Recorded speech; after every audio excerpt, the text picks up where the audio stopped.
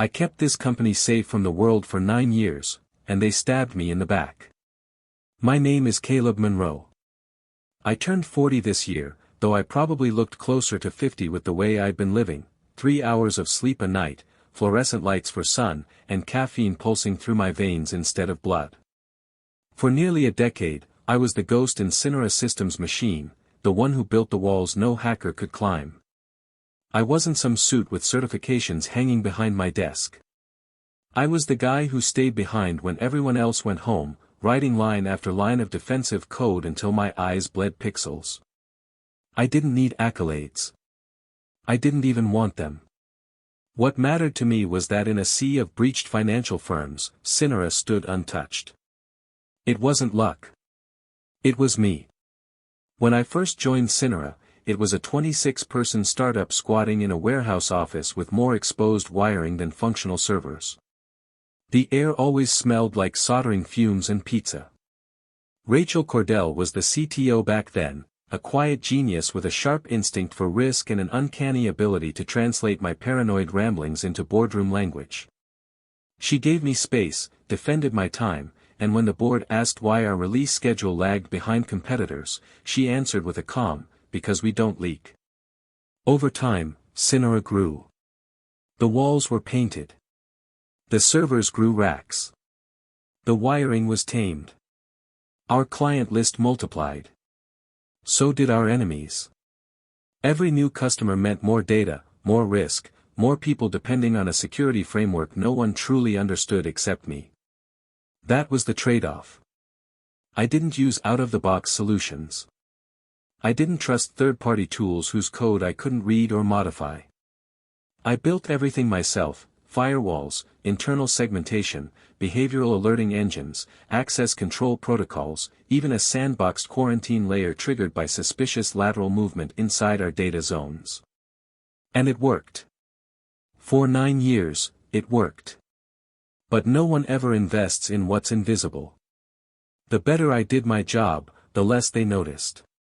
And the more invisible I became. Then came the acquisition. Crimson Tech Holdings bought us out with the charm of corporate synergy and the steel grip of shareholder demand. Efficiency, growth, and unlocking trapped value became the new gospel. 3 weeks after the deal closed, Rachel was gone. No warning. No farewell email. Just a terse memo: CTO transition effective immediately. The next morning, Owen Daltrey introduced himself. He was the kind of man you'd expect to find on a TED stage talking about agile disruption, not in the trenches managing infrastructure. Young, sharply dressed, with a jawline that seemed carved by a branding team. He spoke in slogans: velocity is security. Speed reduces friction. Legacy systems are the new malware. He shook my hand with a confident grip that meant nothing. "You must be Caleb," he said. "The man behind the curtain."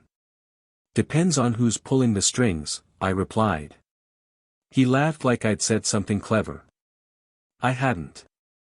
From the start, I knew I was in trouble. Owen didn't see security as a foundation, he saw it as ballast. Something to trim, outsource, or containerize into oblivion. I watched him charm the board with charts that made risk look like a rounding error. He promised faster deployment cycles, reduced overhead, and cloud-native modernization. The board ate it up. Within a week, he started pruning. My team's weekly code reviews were cut in half. Penetration testing was deprioritized. The custom alerting framework I'd built was labeled overly complex and slated for deprecation. And the worst part? He did it all with a smile, like he was doing us a favor. "I want to make your life easier, Caleb," he told me during one of our first one-on-ones. "This system you've built, it's impressive, but it's fragile. We need resilience through decentralization." "You don't make a fortress more resilient by removing the architect," I said. "I'm not removing anyone. I'm integrating security into product cycles. Embedding responsibility into the teams themselves. Then who owns accountability when something goes wrong?" He paused just long enough to lie. That's why we have logs, he said. That was the moment I knew, he had no idea what he was dealing with. And he didn't care. I became the problem. The bottleneck. The cautionary tale of what happens when one person holds too many keys. In meetings, I noticed the shift. Colleagues who once sought my advice now avoided eye contact. The board stopped asking about risks.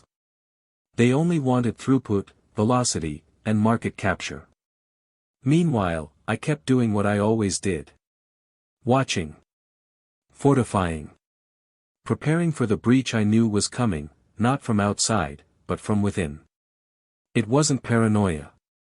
It was pattern recognition. And then came the invitation. A calendar block titled simply, Security Ops Restructure, 2 p.m., Conference Room C. No agenda. No prep materials. Just me, Owen, and someone from HR. I already knew. But the night before that meeting, I stayed late one last time. Not to plead my case. Not to cling to a position already marked for execution. I had one more thing to do. I logged into the core server and ran a forensic sweep, out of habit, mostly. But deep inside a restricted file tree, I found something I didn't recognize. A directory labeled safeguard_quorum.boc. Access logs showed someone had touched it, twice, in the last month. The strange part. The access came from a disabled admin account, one decommissioned 2 years ago. Not even Owen had permission to use it. And I didn't write that file. I copied it to my personal encrypted drive without opening it. My hands shook just a little. Not from fear. From the certainty that something deeper was unfolding, something I hadn't seen coming. Something that didn't belong to me, and yet had my fingerprints all over it. I shut down the terminal. Logged out for what I knew would be the last time. Tomorrow, the fortress would fall. And I would let it. The morning after I discovered the safeguard_quorum.boc file, the calendar invite was already waiting in my inbox. No warning, no explanation. Just 3 names on the invite, mine, Owen Daltrey, and Mira Chung from HR, Conference Room C, 2 p.m. sharp. I didn't need a meeting to know what was coming. The writing had been on the firewall. Still, I showed up early. Not because I was eager, far from it. I just wanted to make sure that if I was going down, I'd walk in head held high, not shuffled in like some surprised rookie. I wore my usual, black hoodie, beat-up jeans, and the Cinera lanyard that hadn't left my neck in 9 years. Let them stare. Let them remember who built the damn castle. When I walked into the room, Owen was already there, lounging in a sleek, high-backed chair like he was waiting for a table at some overpriced bistro. Mira was seated beside him, eyes on a closed folder. Her expression was carefully neutral, like she was holding in the weather report for my doom. "Caleb," Owen said with that infuriating smile of his. "Thanks for coming in on short notice." I sat down. I didn't think I had a choice. "No need for tension," he said, flipping open his sleek black laptop. "Let's be professionals here." Funny. That's what traders always say right before they pull the trigger. Mira cleared her throat. "Caleb, this meeting is to inform you of a structural change within the Security Operations Division. As of this afternoon, your role, lead security architect, is being eliminated." Eliminated, I repeated. After 9 years. "We're decentralizing security responsibilities," Owen added quickly, as if that made it sound like anything less than an execution. "We're moving toward a model that embeds security into each product team. Agile. Scalable. Reduces dependency on any one individual." "And if something breaks?" I asked. Owen waved the question away. "We have backups. Full documentation.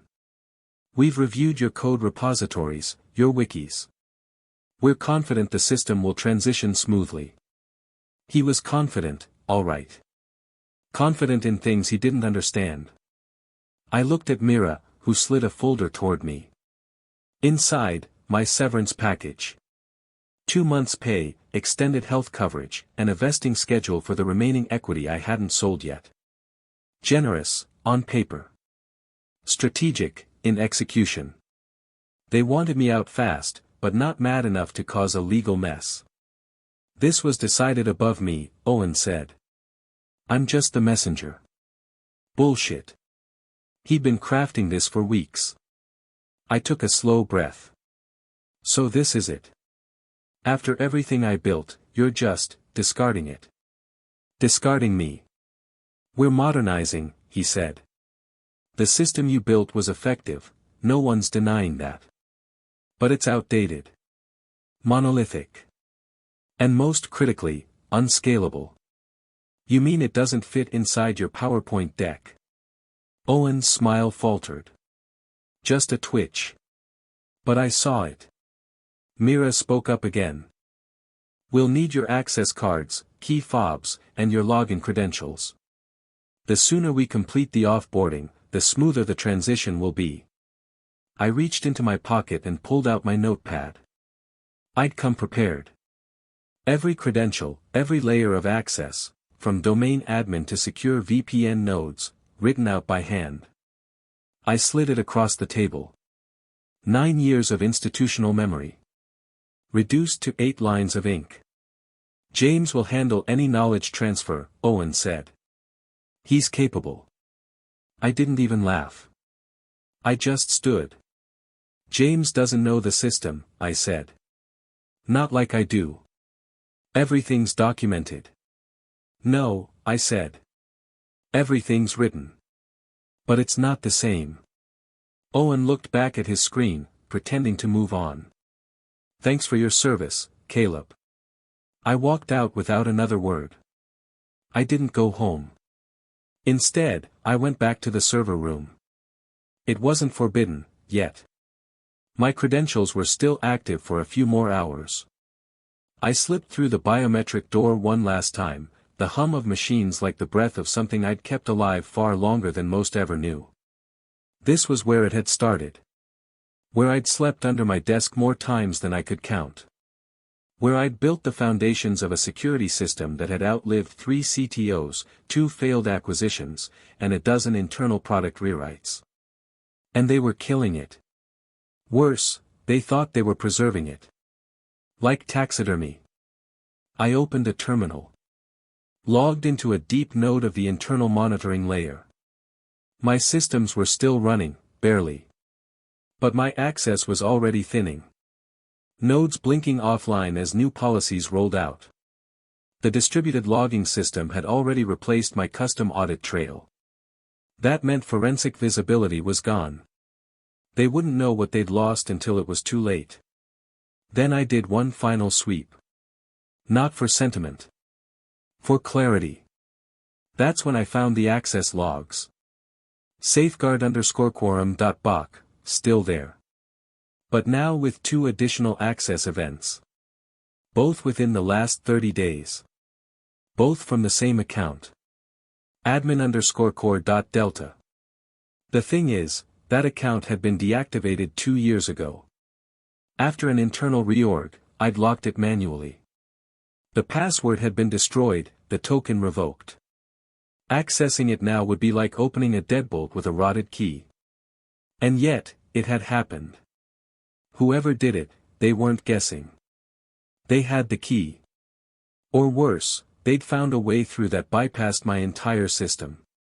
That wasn't just dangerous. That was surgical. I stared at the screen for a long time, heart pounding, not with fear, but with something colder. Anticipation. Realization. This wasn't just a handoff. This was a hollowing. Someone had already started peeling my system apart before they fired me. I copied the safeguard_quorum.bok directory to a secure flash drive I kept on my keychain, 256-bit AES hardware encryption, no cloud sync. Then I re-encrypted it again with a passphrase I'd never used on company hardware. I didn't open it. Not yet. Because if what I suspected was true, if someone had already wormed their way into my architecture, then I needed time. Space. And a war plan. I wiped my presence clean from the access logs. Signed out of the terminal. Took one last look around the dim glow of the server room, my cathedral, and walked away. No ceremony. No eulogy. Just silence. When I stepped outside, the sun was already down. I stood in the parking lot, watching the building's lights flicker like neurons in a dying brain. I didn't feel anger. Not yet. Just focus. Owen thought he'd won. He thought he could dismantle what I'd built, use my name to sell security without understanding the shape of it. But you don't fire the architect and expect the walls to hold. You don't tear out the foundation and assume the tower won't tilt. They had just set fire to their own fortress. And I was the only one who knew where the water was. It took exactly 46 hours after I walked out of Cinera's lobby for my phone to start lighting up like a Christmas tree. The first text came from James. Weird traffic on East Gateway. Monitoring's quiet. Nothing on dashboard. Something's off. I ignored it. The second text hit 10 minutes later. Are you seeing this? Something's wrong. I think we're being breached. I closed my eyes, leaned back in my chair, and let the silence in my apartment stretch. I was sitting in front of my home terminal, the encrypted flash drive still untouched next to my keyboard, glowing faintly with its security LED. They hadn't even made it 3 days. I got up, poured myself a black coffee, and scrolled through the third text. Caleb, please. The system's acting weird. Alerts not firing. We need your help. Call me. I sighed and picked up the phone. I didn't call. Not yet. I needed to be sure. I logged into one of the external threat intelligence channels I still monitored, purely as a private citizen now. Nothing fancy. Just scraping public feeds, watching for chatter, indicators, or signatures linked to Cinera's digital perimeter. What I found wasn't encouraging. A handful of pings from IPs tagged as probing class were hitting Cinera's Eastern API gateway, just enough to trip behavioral thresholds in a well-designed system, but not enough to set off alarms in a generic one. Stealthy. Surgical. I had built the system to recognize this pattern. To escalate from passive monitoring to active containment. But that was when the verification engine still ran. I knew what was happening. Still, I had to be sure. I called James. He picked up on the first ring. Caleb. Thank God. Tell me exactly what's going on, I said. We've got anomalies. The external gateway is logging burst traffic, but it's getting marked as clean. Nothing's escalating. But, it doesn't feel clean. It feels wrong. What's Grant saying? He's in back-to-back board meetings. He told us it's probably a false positive from the new IT system's auto rules. Of course he did. I rubbed my temple. Did you check the second-tier validation logs? The what? I paused. That told me everything I needed to know. There's a sublayer in the alerting engine, I explained. It confirms behavioral flags against pattern heuristics. If both layers fire, it's a real threat. Otherwise, it holds off. Where is that? It's a hidden dashboard. Wasn't in the handover. I never had time to document it. A long pause. Okay, he said, quieter now. How do I access it? I walked him through it. The URL. The port. The bypass key hidden in a developer stub only I ever used. The system came alive like a heartbeat on screen. James inhaled sharply.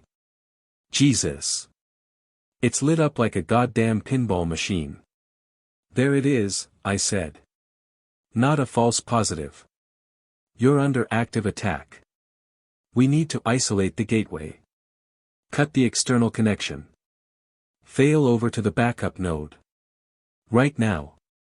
I can't. I don't have that access level.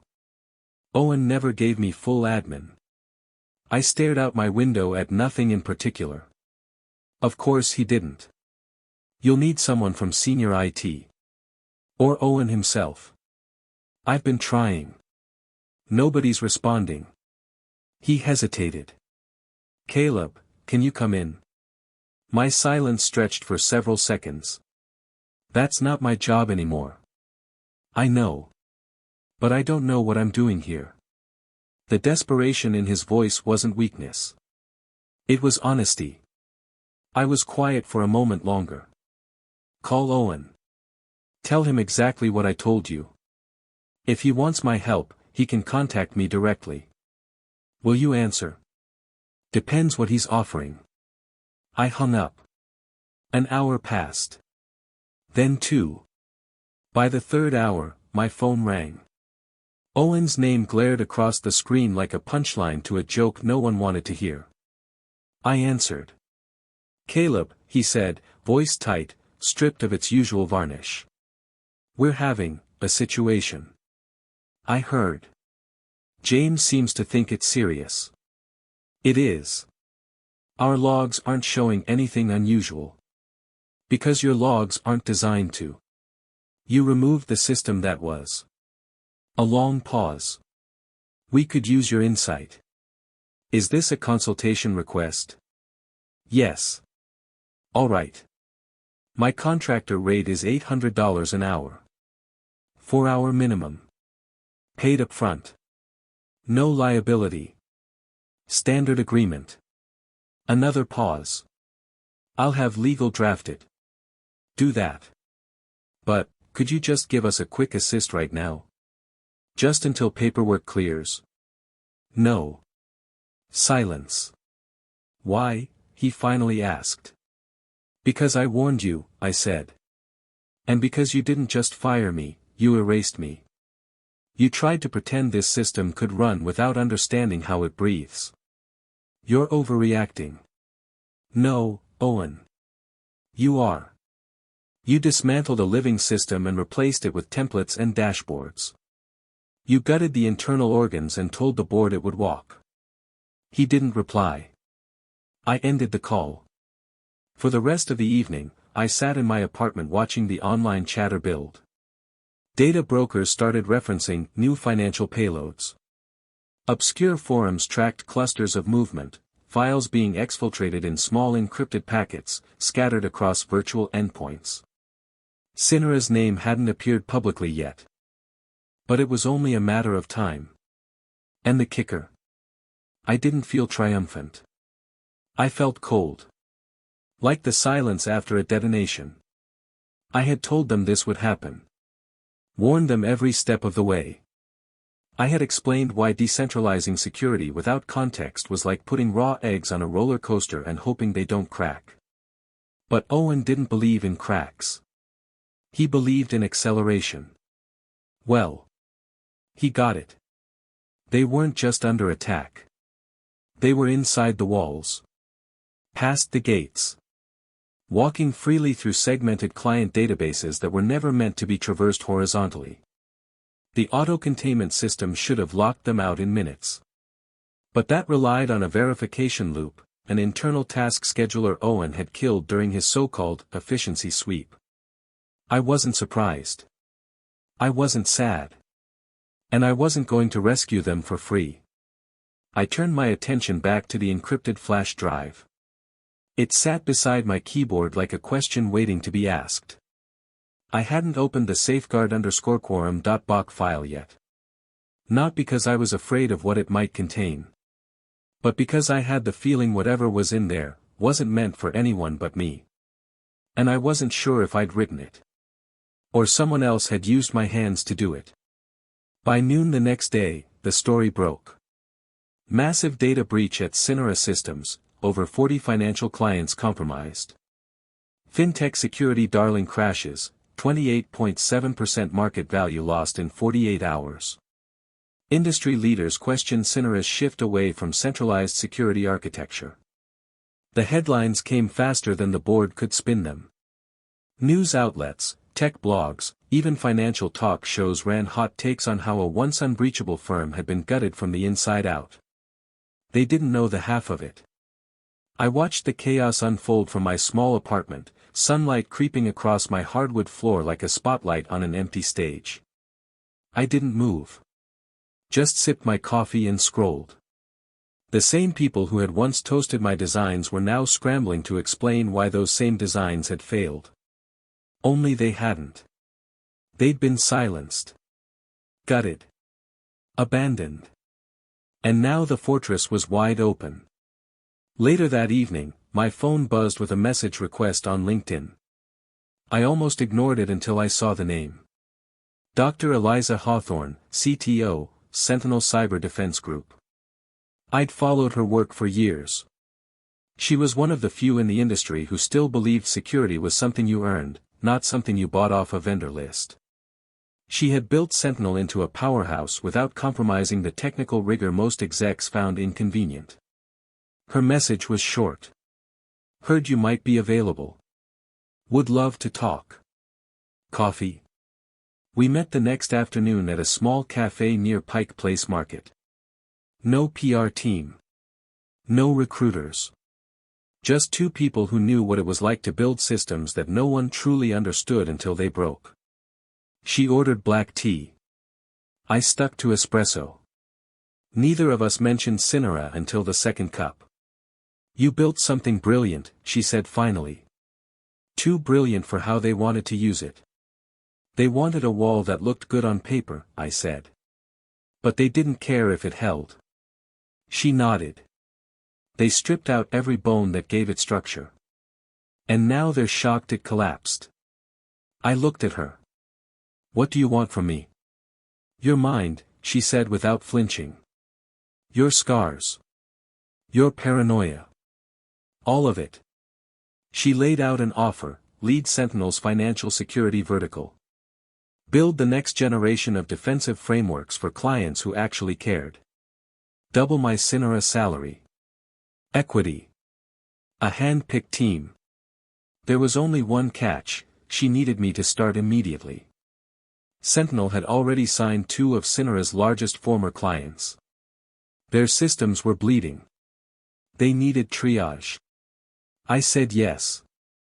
Within 3 days, I was in Sentinel's downtown Seattle office, surrounded by whiteboards, high-end gear, and a team hungry to rebuild what the industry had forgotten: that security isn't about speed or style. It's about substance. Discipline. Paranoia with a purpose. Diane was already there. She had left Cinera the day after the breach went public. No ceremony. No goodbye email. Just disappeared. I didn't even know she'd joined Sentinel until I walked into my new office and saw her setting up the client liaison systems. Didn't think I'd see you again, I said. She looked up and smiled. I go where the smart people survive. Our first job was forensic analysis. The two Cinera clients who'd moved to Sentinel wanted deep audits, not just of their own systems, but of the architectural frameworks I'd built while at Cinera. They wanted to understand what had failed. What had been altered. What had been lost. I didn't expect what we found. It was Diane who discovered it, buried deep in a library module tied to a deprecated process queue. A background task that was never supposed to be touched by product-level code. A script. Short. Elegant. And lethal. It ran on a time trigger. Every 96 hours, it activated a function that tunneled access data and session credentials from segmented client zones into a hidden side buffer. From there, the data was obfuscated, fragmented, and then queued silently for exfiltration during a normal traffic window. It was stealthy. Precise. Professional grade. And signed. Digitally. By me. SJ256 with my encryption key. Time-stamped. Authenticated. Verified. Only. I never wrote it. My mouth went dry. I stared at the block of code, the signature hash at the bottom like a snake coiled in my old lines. That's your cert, Diane said carefully. Yeah. But you didn't write it? No. She didn't say anything for a long moment. Then, gently, could you have written it and forgotten? During one of those all-nighters? You used to work straight through for 30 hours at a time. I shook my head. I remember everything I put into that system. Every call stack, every obfuscation layer, every trapdoor. This isn't mine. But the signature can be forged. Or misused. If someone accessed an old machine. If they extracted my private key. I pulled up the old backups. Searched through my own encrypted notes, my versioning logs. The signature was real. The script was not. Someone had taken my tools and written a weapon. A ghost wearing my face. The implications hit hard. This wasn't just sloppiness on Owen's part. This wasn't just poor judgment or arrogance. This was orchestration. Someone, maybe Owen, maybe someone behind him, had started this infection before I was fired. They hadn't just dismantled my work. They'd subverted it. Hijacked my name. My reputation. My architecture. The worst part. The board would never know the difference. All they'd see was that the system I built was the one breached. The headlines wouldn't care about nuance. They'd see my name and the word failure side by side. I leaned back in my chair, staring at the hash again. I built the system to be airtight, I said, more to myself than anyone else. But I didn't build it to protect itself from me. Diane didn't speak for a long time. Then she looked up and said, "This isn't your failure, Caleb. It's your forgery." I nodded slowly. But the truth hung in the room like static. Someone had gone to war against my legacy. And now I had to go to war to take it back. They didn't just tear down what I built, they used me as the wrecking ball. Now I'm building something they'll never touch again. The deeper we dug, the more the truth began to stink like rot behind a polished wall. Sentinel's forensic team had traced the malicious script back to its deployment point, roughly 3 weeks before my dismissal. It had been slipped into a feature update during a weekend sprint, approved through a back-channel authorization signature that shouldn't have existed. What made my blood run cold was that the code hadn't just used my key, it had mimicked my style. Function naming conventions. Logging syntax. Even the inline comments read like something I'd write at 3 a.m. after my third Red Bull. Whoever wrote it had studied me closely. When I brought this to Eliza, she didn't flinch. She listened in silence, then tapped her pen once on the edge of the table. "I think it's time you saw something," she said. She called in Marisol, Sentinel's director of Intel partnerships. The woman moved like an ex-NSA analyst, and probably was one. She dropped a thick dossier on the table with 2 words stamped across the cover, Crimson Tech Holdings. As I flipped it open, I felt my stomach turn. Crimson Tech wasn't just Cinera's parent company. It was part of a tangled network of shell corporations and venture vehicles, one of which had quietly invested in Sentinel, years ago, under a different name. "We took money from them?" I asked, eyebrows raised. "Indirectly," Eliza said. "We didn't know at the time. They came in under Horizon Bridge Capital, standard Series A fluff. But they've been watching us since. And now. We bought them out last year. Quietly. Clean break. But they still keep tabs." It made a sick kind of sense. Sentinel had lost a major contract bid to Cinera 3 years ago. My system had been the tipping point. It had demonstrated 0 breaches during stress testing while their favored vendor solution had shown 3. That loss had cost Sentinel 7 figures and a key client in the financial sector. "So they bought Cinera instead," I said. "And gutted it. And now," Eliza added, "we have you." The mood in the office shifted after that. It wasn't personal, no one blamed me. But we all knew the stakes had changed. We weren't just cleaning up Cinera's mess anymore. We were declaring a quiet war. Over the next 2 weeks, Sentinel moved fast.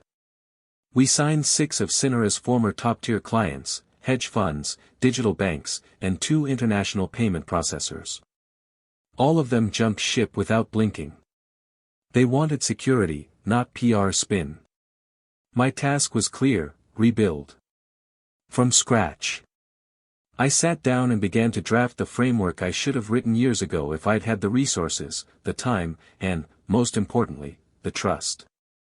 I designed it with double-layered segmentation, a 3-tier quarantine system, and self-auditing logs that couldn't be turned off without tripping a cascade lockdown. Every function had a traceable fingerprint. Every privilege escalation required live sign-off from 2 distributed nodes. This system wasn't just secure, it was unkillable. And this time, I documented everything. Readable, translatable, annotated in plain English and code comments, with a full training suite for every role involved. No single point of failure. Not even me. Diane walked past my desk one night as I finalized the 4th draft. "This thing," she said, peering over my shoulder, "it's insane." "In a good way?" I asked. "In a way that makes me want to cry if I ever have to troubleshoot it." "But yeah. In a good way." The final touch wasn't technical. It was personal. I drafted a white paper titled Disaster Recovery, a blueprint for security integrity in post-breach architecture. It wasn't subtle. It wasn't vague. And it wasn't meant to be. It cited anonymized data, but anyone reading it would know exactly which company it was about. Every mistake Owen made, every safeguard he ignored, every trap he walked into, it was all laid out in clean, neutral language. There was no bitterness in it. Just facts sharpened like blades. And then I sent it, unsigned, from a public Sentinel email address, directly to Cinera's executive inbox. The subject line: recommended reading. The response came faster than I expected. Within hours, tech blogs were quoting passages from the white paper. Analysts speculated whether Sentinel had ghostwritten it for marketing. Financial pundits called it a clinical autopsy of the most high-profile failure in fintech history. Owen didn't respond publicly. But his silence was its own confession.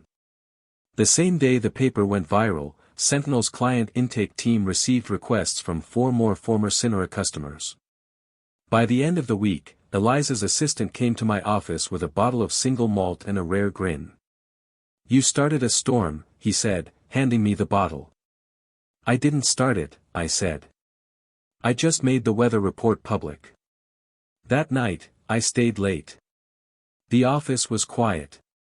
My team had gone home.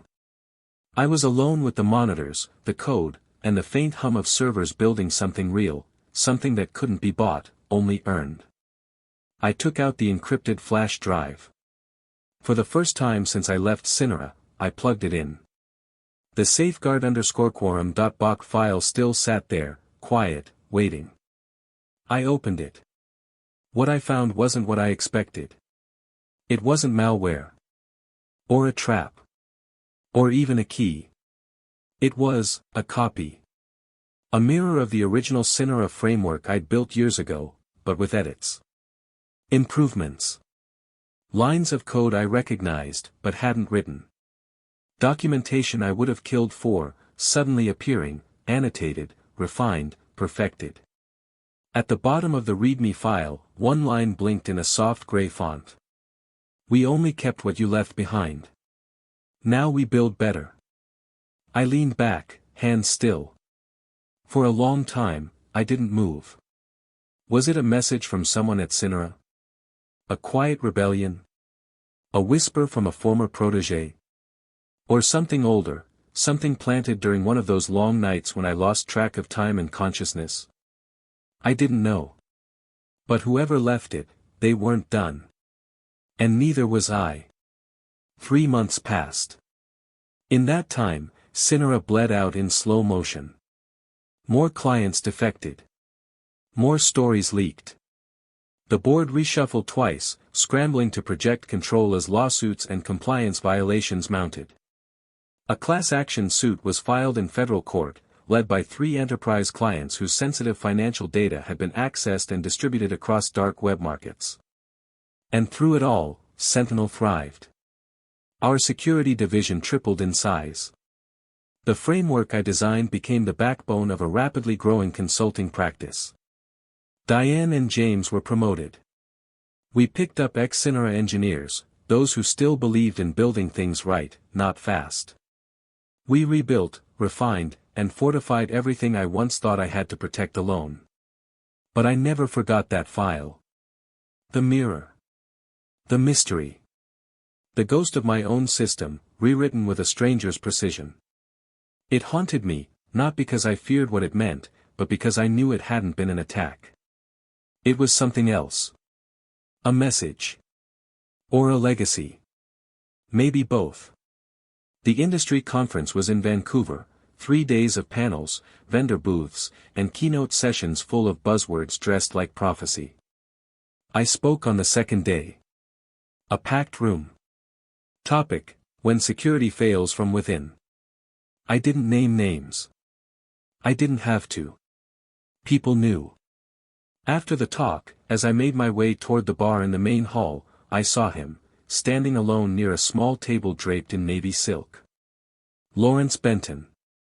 The former CEO of Cinera looked older. Grayer. Not broken, but bent. Like a man who'd spent too many nights looking into the wreckage of something he thought was untouchable.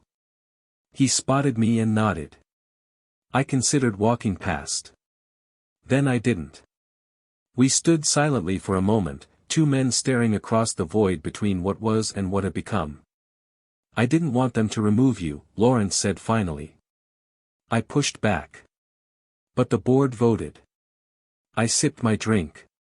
Fighting halfway is just surrender with better lighting. He winced slightly. Then gave a sad little smile. We thought we were modernizing.